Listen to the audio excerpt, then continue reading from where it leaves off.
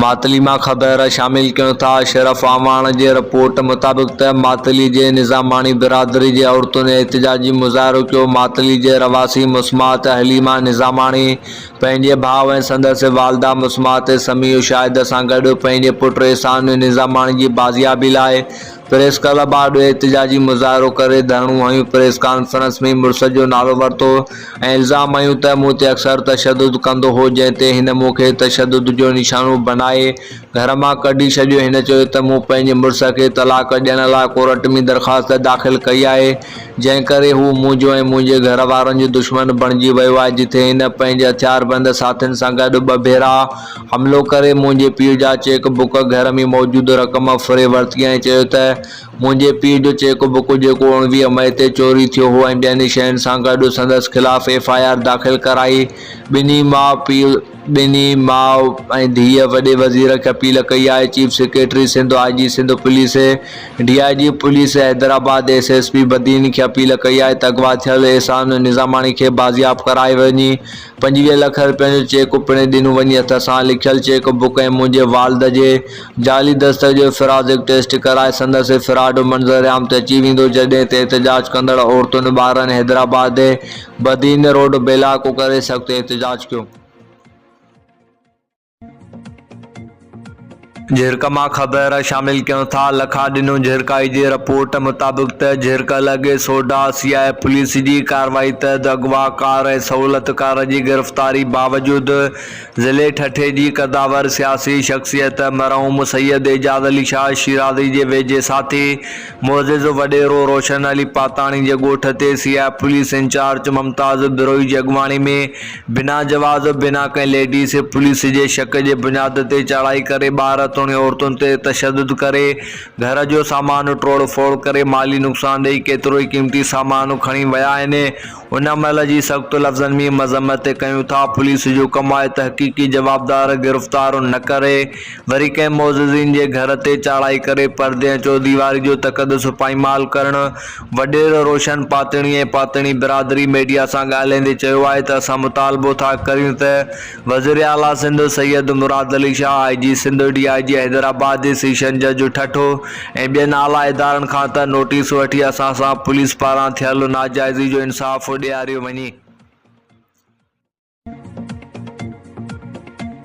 ठुल मां ख़बर शामिल क्यों था। मीर फैज़ सुमरो की रिपोर्ट मुताबिक त ठुल के बाऊ खोसो थाने के हद सरफराज लाड़ो वटे नामालूम हथियारबंदनि की फायरिंग में मोटरसाइकिल सवार आशिक खोसो थड़े ते क़तल थी वियो, जॾहिं त मेराब खोसो सख़्तु ज़ख़्मी थी पियो।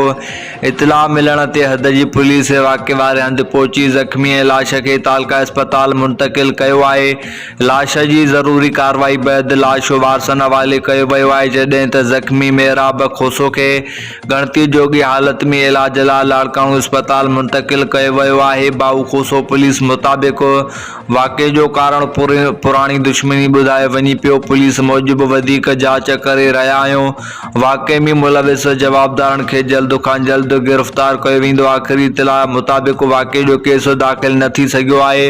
नई केॾो वारनि जी गिरफ़्तारी अमल में आई आहे। बाऊ खोसो पुलिस मूजिब नामालूम हथियारबंदनि जी फायरिंग में चाचो ऐं भाइटियो ज़ख़्मी थी पिया आहिनि। कुझु देरि बैदि गोलियूं लॻण सबबि ज़ख़्मी थियल आशिक़ खोसो तड़पी फ़ौत थी वियो, जॾहिं त फ़ौती ऐं ज़ख़्मी थियल मेराब खोसो खे इलाज लाइ तालका अस्पताल ठुल मुंतकिल कयो वियो आहे।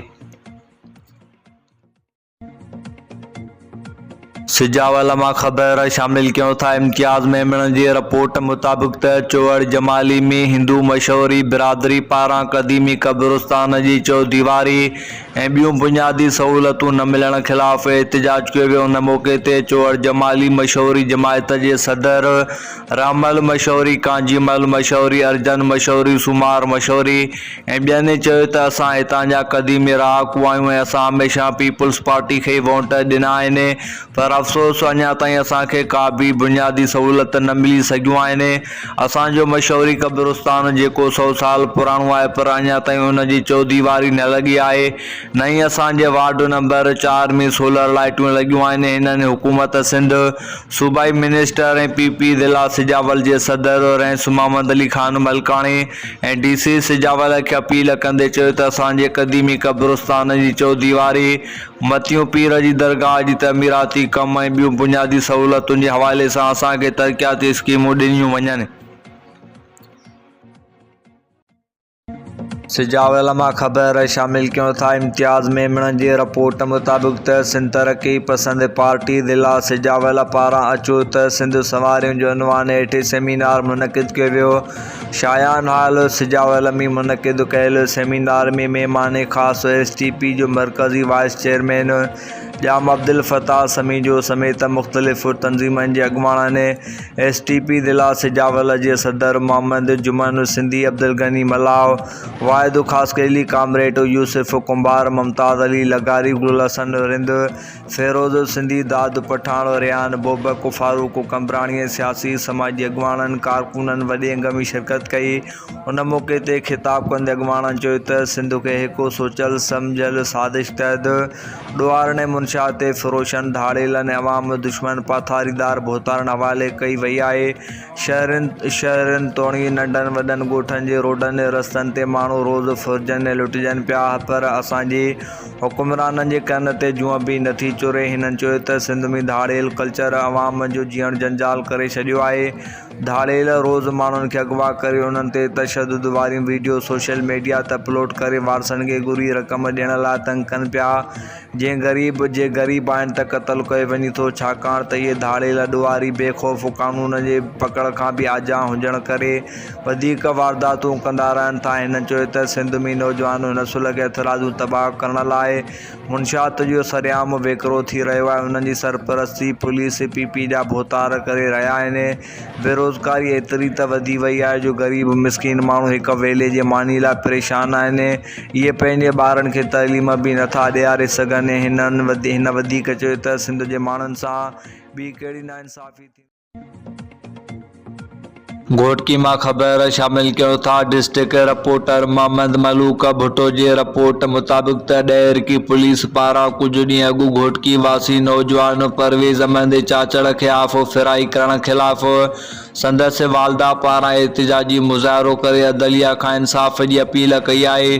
घोटकी जे कुर्बानो कॉलोनी वासण मुस्मात रशीदा चाचड़ मीडिया सां ॻाल्हाईंदे दायूं आहे त संदसि नौजवान पुटु परवेज़ चाचड़ खे घोटकी पुलिस बासरनि जे चुर्च ते गिरफ़्तार करण बैदि ॾेरकी पुलिस हवाले करे नाक कूड़े केस में फासाए हाफ़ो फिराई करे ज़ुल्म कयो आहे, जंहिंखे अटकल 1 महीनो गुज़रण वारो आहे पर कंहिं बि असां सां इंसाफ़ नाहे कयो। एहतिजाज कंदड़ मुस्मात रशीदा ख़ातून सीशन जज घोटकी IG सिंध DIG सखर ऐं वसवाण खां नोटिस वठी पुट खे नाक हाफ़ो फिराई कंदड़ एहलकारनि ख़िलाफ़ कार्रवाई जो मुतालबो कंदे खेनि इंसाफ़ फ़राहम करण जी अपील कई आहे।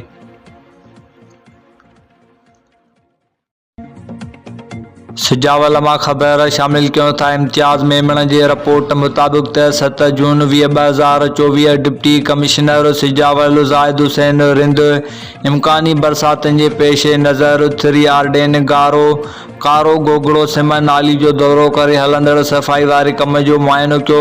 उन मौक़े ते हिन executive engineer drainage division Asif Ali Baloch खे हिदायत कई त इम्कानी बरसातुनि वारे सूरतहाल खे मुंहुं ॾियण लाइ मेन ड्रेन नालनि जी सफ़ाई समेत समूरा घुर्बल इंतज़ाम मुकमल करण लाइ हर मुमकिन क़दम खयां वञनि त जीअं ई बरसातुनि दौरान अवाम खे कंहिं बि क़िस्म जी परेशानी खे मुंहुं ॾियणो न पवे।